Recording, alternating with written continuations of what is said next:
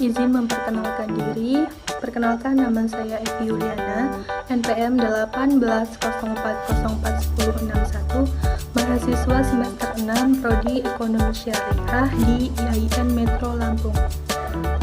Video ini saya buat guna memenuhi tugas UTS Manajemen Pemasaran dengan dosen pengampu Ibu Hermanita. Materi yang akan saya bahas yaitu materi dari bab 1 sampai bab 5. Berikut penjelasannya. Langsung saja, saya akan menjelaskan materi bab 1, yaitu tentang manajemen pemasaran. Manajemen pemasaran merupakan suatu sistem total dari kegiatan bisnis yang dilakukan dalam hal merencanakan penentuan harga, promosi, dan pendistribusian barang dan jasa yang dapat memuaskan keinginan dan kebutuhan konsumen, baik konsumen saat ini maupun konsumen potensial. Dalam pemasaran mencakup kegiatan, yaitu meneliti dan mengetahui keinginan konsumen, kemudian merencanakan dan mengembangkan sebuah produk atau jasa yang akan memenuhi keinginan tersebut, dan kemudian memutuskan cara terbaik untuk menentukan harga, mempromosikan dan mendistribusikan produk atau jasa tersebut. Selanjutnya, ruang lingkup manajemen. Ruang lingkup manajemen pemasaran antara lain yaitu yang pertama, menganalisa pasar, yaitu menganalisis konsumen, produk, persaingan, dan kesempatan pasar. Pemilihan sasaran pasar yaitu perilaku konsumen, segmentasi pasar, meramal potensi pasar, dan penentuan wilayah penjualan. Merencanakan pemasaran yaitu perencanaan operasional, penyusunan anggaran dalam perencanaan jangka panjang. Lalu yang selanjutnya, tujuan pemasaran.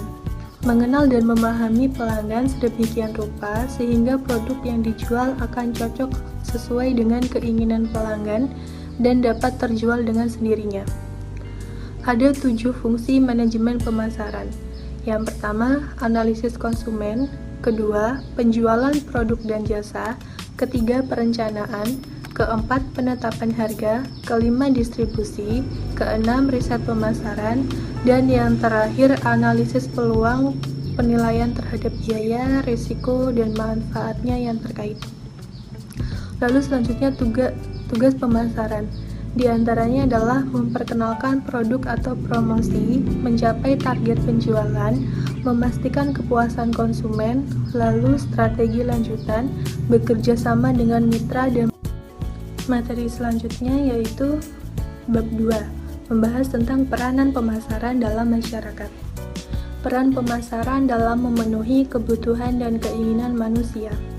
Setiap orang akan selalu berusaha memenuhi kebutuhan dan keinginannya dengan menggunakan barang atau jasa yang ada, yaitu dengan cara menarik manfaat dari suatu produk. Manfaat itu timbul dari nilai guna atau utilitas. Nilai guna karena bentuk, tempat, waktu, pemiliknya, pelayanan, dan nilai guna dasar. Dan semua kegunaan itu dapat timbul karena adanya proses pemasaran.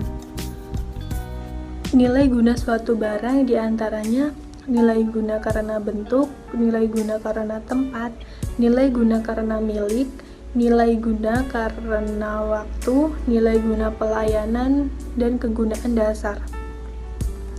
Yang selanjutnya, peranan pemasaran dalam mengalirkan produk dari produsen ke konsumen.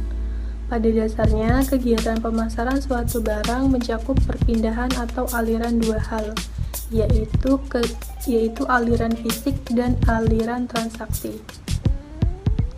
Kegiatan pemasaran dapat diklasifikasikan ke dalam 9 bidang kegiatan, di antaranya pembelian, penjualan, pengangkutan, pergudangan atau penyimpanan, penjajahan, standarisasi dan grading, pembelanjaan, penanggungan resiko, dan informasi pasar. Selanjutnya, keterkaitan antara industri, produksi, dan pemasaran. Industri adalah bidang usaha yang menghasilkan barang atau jasa di mana kegiatannya dinamakan dengan produksi lalu usaha untuk menyampaikan barang dan jasa tadi kepada konsumen akhir, lalu dinamakan dengan pemasaran. Selanjutnya, keterkaitan antar industri, produksi, dan pemasaran. Usaha industri tidak akan ada artinya jika tidak melakukan produksi, dan sebaik-baiknya barang yang dihasilkan oleh produksi tidak akan ada artinya jika bagian pemasaran tidak berhasil di dalam memasarkannya. Yang selanjutnya, peranan pemasaran dalam kegiatan ekonomi. Peranan pemasaran dan kegiatan ekonomi dapat digambarkan melalui siklus aliran interaksi perekonomian 4 sektor, yaitu RTP, RTK, pemerintah. Selanjutnya bab 3 membahas tentang konsep pemasaran. Konsep pemasaran adalah suatu falsafah bisnis yang menyatakan bahwa pemuasan kebutuhan merupakan syarat ekonomi dan sosial bagi kelangsungan hidup perusahaan.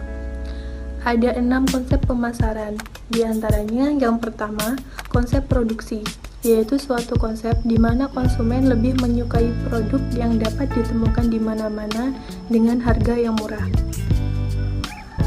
Kedua, konsep produk menyatakan bahwa akan lebih menyukai produk yang menawarkan mutu, kualitas, performansi, dan karakter terbaik. Ketiga, konsep penjualan yaitu menghasilkan produk apa adanya. Keempat, konsep pemasaran menentukan kebutuhan dan keinginan pasar serta sasaran pasar, serta memberi kepuasan yang sesuai secara efektif dan efisien dibandingkan dengan para pesaing. Kelima, konsep pemasaran sosial yaitu menentukan kebutuhan, kepentingan, dan keinginan pasar, memberi kepuasan kepada konsumen, serta tetap memperhatikan kesejahteraan masyarakat luas. Dan terakhir, konsep pemasaran global yaitu memfokuskan semua sumber daya yang ada untuk menghadapi tantangan pasar modal dan mendapatkan kesempatan di sana. Selanjutnya, konsep pemasaran inti yang diantaranya ada market, exchange, transaction, and relationship, needs, wants, and demands, products and service, dan value, satisfaction, and quality. Yang selanjutnya yaitu kebutuhan, keinginan, dan permintaan. Titik tolak disiplin pemasaran terletak pada kebutuhan dan keinginan manusia. Manusia memiliki aneka kebutuhan dan keinginan yang terus meningkat. Kebutuhan manusia adalah suatu keadaan akan sebagian dari pemuasan dasar yang dirasakan atau disadari. Dan keinginan adalah hasrat akan pemuas tertentu dari kebutuhan tersebut. Selanjutnya, produk orang memuaskan kebutuhan dan keinginan mereka dengan produk. Biasanya, kata produk menunjukkan suatu pengertian yang berkaitan dengan objek fisik yang nyata, seperti mobil, televisi, dan lain-lain. Selanjutnya, nilai dan kepuasan yang dimana nilai merupakan konsep penuntutan untuk memilih produk mana yang memuaskan. Selanjutnya, pertukaran dan transaksi. Pertukaran merupakan salah satu di antara 4 cara yang dilakukan orang untuk memperoleh produk yang diinginkannya. Di antaranya yang pertama, memproduksi sendiri atau self-production. Kedua, dengan paksaan. Ketiga, dengan meminta-minta. Dan yang keempat, jual beli atau pertukaran. Ada 5 syarat agar terjadi jual beli. Yang pertama, sekurang-kurangnya terdapat 2 orang atau lebih. Kedua, masing-masing pihak mempunyai sesuatu yang mungkin bernilai bagi pihak lain. Yang ketiga, setiap pihak mampu berkomunikasi dan mengirimkan sesuatu produk kepada yang lain. Keempat, setiap pihak bebas menerima atau menolak tawaran. Yang kelima, setiap pihak percaya bahwa memang tepat atau perlu untuk berhubungan dengan pihak lain. Jika syarat tersebut dipenuhi, maka akan terjadi jual beli. Yang selanjutnya, perdagangan timbal balik. Perdagangan timbal balik berlangsung dalam beberapa bentuk, antara lain barter, persetujuan ganti sebagian atau compensation deal, pembelian kembali dalam bentuk produk atau produk buyback, pembelian imbal beli atau counter purchase. Selanjutnya bab 4 membahas tentang pasar, sasaran pasar, dan segmentasi pasar. Yang pertama, pasar. Pengertian pasar adalah hubungan atau pertemuan antara konsumen atau pembeli dengan produsen atau penjual dari suatu produk tertentu. Pasar merupakan hubungan atau pertemuan antara permintaan dan penawaran. Secara ringkas, pengertian pasar meliputi 3 komponen. Yang pertama, sekelompok orang atau lembaga yang mempunyai kebutuhan atau keinginan untuk dipenuhi. Yang kedua, mempunyai kemampuan untuk membeli atau berdaya beli.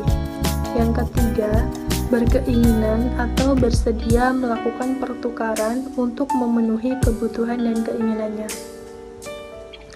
Manajemen pemasaran dapat memandang pasar sebagai satu keseluruhan atau pasar total atau sebagai suatu pasar yang terdiri dari berbagai bagian pasar atau pangsa pasar. Jenis-jenis pasar diantaranya: yang pertama, berdasarkan wujudnya atau pasar nyata, pasar tak nyata atau abstrak. Yang kedua, berdasarkan strukturnya, yaitu pasar persaingan sempurna, pasar persaingan tidak sempurna. Selanjutnya, pasar barang konsumsi, yaitu barang langsung yang digunakan oleh individu atau anggota masyarakat untuk memenuhi kebutuhannya. Jenis barang konsumsi diantaranya barang convenience, barang shopping, barang khusus, dan barang yang tidak dicari. Selanjutnya, segmentasi pasar. Segmentasi pasar adalah pembagian sebuah pasar terdiri dari beberapa konsumen pemilihan sasaran atau target pasar yang mencakup dimensi pasar konsumen, perilaku konsumen, segmentasi pasar, dan kriteria yang digunakan. Peramalan potensi pasar dan penentuan wilayah pasar atau penjualan. Selanjutnya, para pelaku dalam pasar diantaranya ada perusahaan, pemasok, para perantara pemasaran, para pelanggan, para pesaing, dan masyarakat umum. Selanjutnya, bab 5 yang membahas tentang peranan pemasaran. Konsep pasar pada akhirnya mengantar kita pada rumusan yang lengkap tentang pemasaran. Pemasar selalu berusaha memperoleh tanggapan dari pihak lain, baik untuk menjual atau membeli sesuatu. Katakanlah ada beberapa orang ingin membeli sebuah rumah yang sangat menarik dan baru saja muncul di pasar. Setiap orang yang ingin menjadi pembeli akan mencoba memasarkan dirinya menjadi orang yang dipilih oleh penjual. Pemasaran di lingkungan pasar pelanggan dilaksanakan oleh manajer penjualan, perwakilan penjualan, manajer periklanan dan promosi, para peneliti di bidang pemasaran, manajer urusan jasa pelanggan, manajer produk, manajer pasar, wakil presiden pemasaran. Dalam perencanaan pemasaran, para pemasar harus membuat keputusan tentang pasar target. Ciri-ciri khusus pasar, pengembangan produk, penentuan harga, saluran distribusi, distribusi fisik, komunikasi, dan promosi. Selanjutnya, peranan pemasaran dalam masyarakat. Pemasaran mempunyai peranan penting dalam masyarakat karena pemasaran menyangkut berbagai aspek kehidupan, termasuk bidang ekonomi dan sosial. Karena kegiatan pemasaran menyangkut masalah mengalirkan produk dari produsen ke konsumen, maka pemasaran membuka lapangan kerja yang penting bagi masyarakat. Dengan demikian, pemasaran merupakan sektor yang penting dalam pendapatan masyarakat. Di samping itu, perlu disadari bahwa sebagian besar pengeluaran uang ke masyarakat konsumen mengalir ke kegiatan masyarakat. Selanjutnya, peranan pemasaran dalam memenuhi kebutuhan dan keinginan manusia. Jadi, pemasaran mempunyai peranan yang sangat penting dalam meningkatkan daya guna suatu barang yang tadinya kurang berarti di suatu tempat atau pada suatu waktu, menjadi tinggi nilainya di daerah lain atau saat berikutnya. Meningkatnya daya guna suatu barang, kebutuhan manusia akan terpenuhi. Jadi, pemasaran mempunyai peranan yang sangat penting dalam meningkatkan daya guna suatu barang yang tadinya kurang berarti di suatu tempat atau pada suatu waktu menjadi tinggi nilainya di daerah lain atau saat berikutnya.